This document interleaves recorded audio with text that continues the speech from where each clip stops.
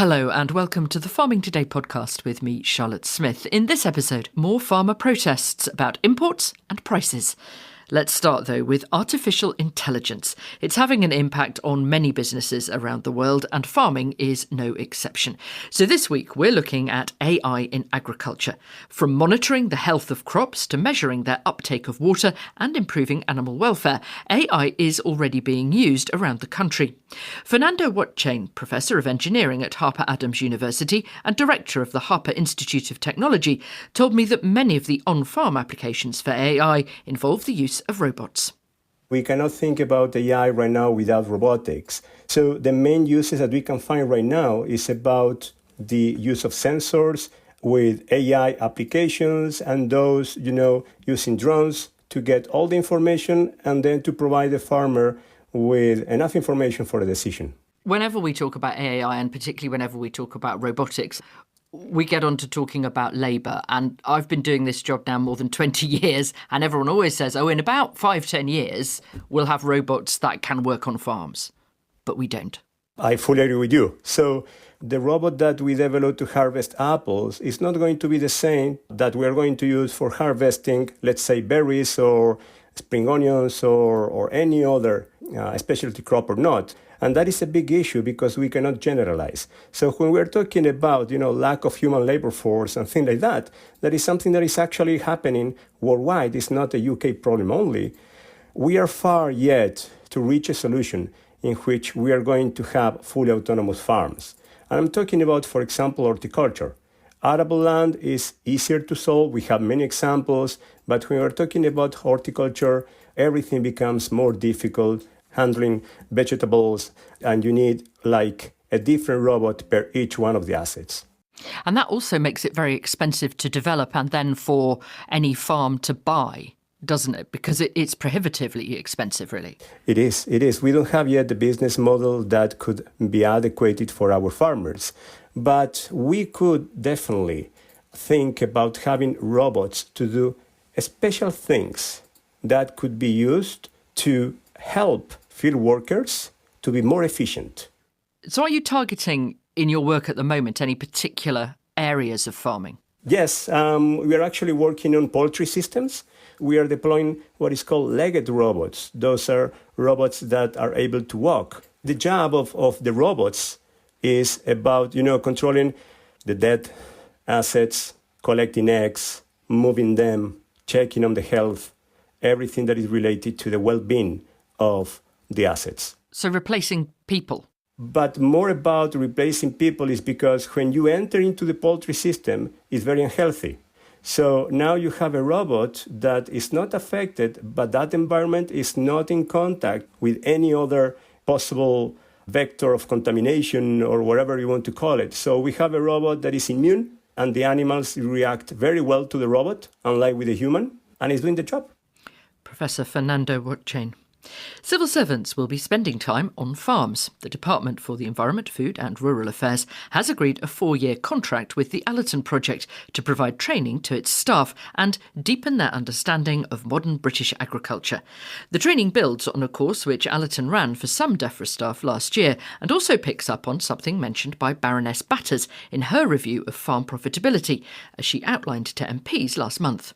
I have to say, to start off with, I said they should be sleeping in the lambing sheds, and then I decided that was better to change that and say they should be helping in the daytime in the lambing sheds. But what I was trying to establish was you've got to get out of Whitehall. You've got to get out to understand.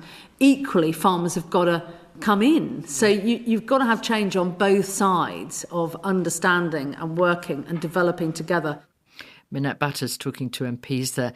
Well, the Allerton Project is a farm in Leicestershire run by the Game and Wildlife Trust, which looks at the impact of different ways of farming on wildlife and the environment. Its head of training is Joe Stanley. There's online training, sort of looking at all the different sectors within the agricultural industry, sort of a bit of background training, and then they'll come to the Allerton Project or a number of other farms that we have around the country, and they'll basically just spend a day on the farm looking at, again, that farming system. What's it like to actually be on a livestock farm? What's it like to be on an arable farm? What are the challenges facing those farmers? And I think it's just a great way to talk to farmers in real life, and to ask those questions, which will be helpful to those civil servants in their everyday work. Can't they learn a lot of this just by watching TV, for instance, Country File or Clarkson's Farm, or any of the plethora of farmers who now have their own YouTube channels?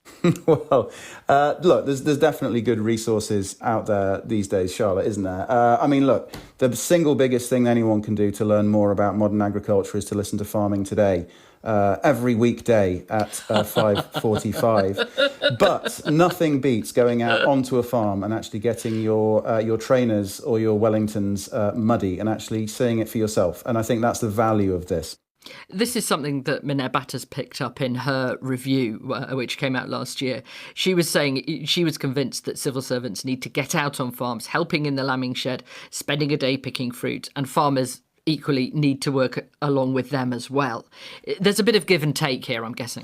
No, absolutely. Look, and we have to appreciate as farmers that, again, any government department, but Defra, and the other Defra group bodies, they're not going to be full of subject experts. That's just the way the civil service works. So absolutely, by hopefully providing this service, we're helping to improve the level of knowledge. But, absolutely, as farmers, I think we have to appreciate and accept the way the world works and do everything we can to try and, do our bit to bring, whether it's people from Defra or whether it's just the general public. Wouldn't it be wonderful if we could go from just watching Clarkson's Farm to actually getting a little bit of real life experience on a farm and getting that closer connection to where our food comes from? I think if we could all do that, it would probably make a huge difference to our kind of conversation as a society about what good looks like in the farmed landscape.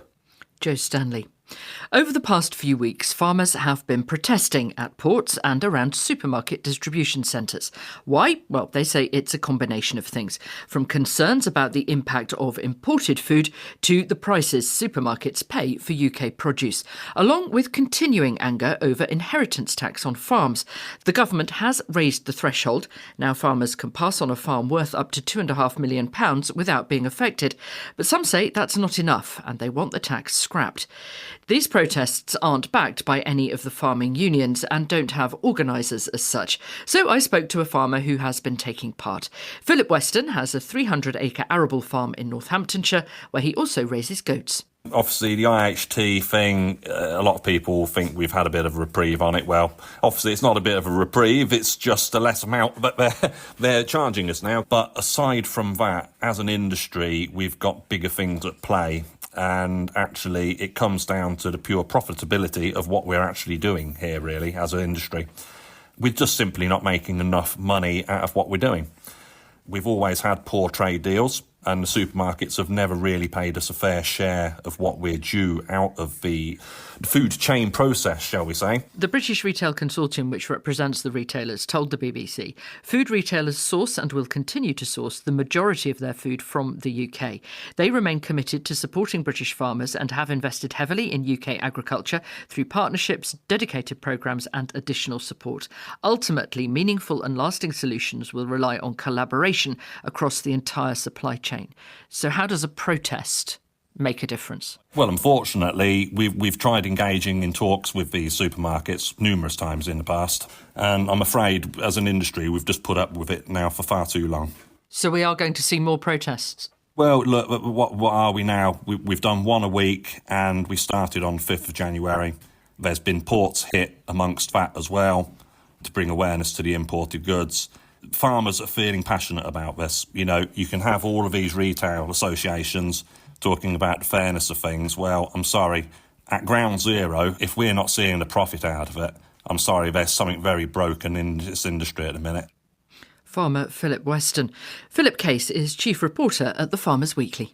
We seem to be seeing protests on a weekly basis at the moment, and it looks as though it's from two different groups, really.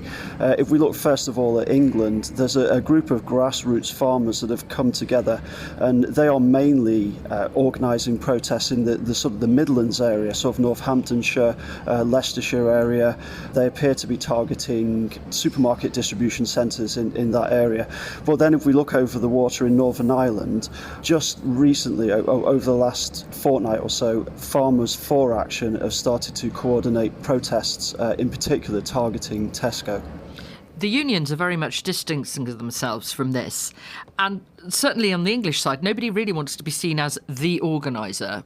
Why is that? I suppose that the answer to that is that they're concerned about possibly the repercussions in terms of anything legal that may occur, in possible arrests, for example. There was an injunction that was brought out by Morrison's where they said that if people did protest within a certain radius of their supermarkets, then they could be prosecuted. So I think farmers are reluctant, or those who are taking part in these protests are reluctant to put their heads above the parapet. Now, we heard from Philip Weston there that it's about prices, it's about imports. For some, also still about inheritance tax. Yes, well, the inheritance tax situation, that continues to rumble on in the background. I think that many farmers, and certainly grassroots farmers I've spoken to, feel that the NFU could have got a better deal, and some of them go so far to say as the NFU sold out the industry. I think that is a little far-fetched. From what I'm being told from the NFU, it was a kind of a take it or leave it in terms of the IHT climb down from government for the increase in the threshold. So the NFU decided, well, this is better than nothing, and it is a significant win. We shouldn't forget that. But there are just a host of other really difficult problems and ongoing issues within the industry at the moment. I suppose the main one is cheap food imports, which continue to come into the UK and displace British product, which is being produced to higher animal welfare and environmental standards. Philip Case from the Farmers Weekly. That's it from us. I'm Charlotte Smith. The producer is Beatrice Fenton, and Farming Today is a BBC Audio Bristol production.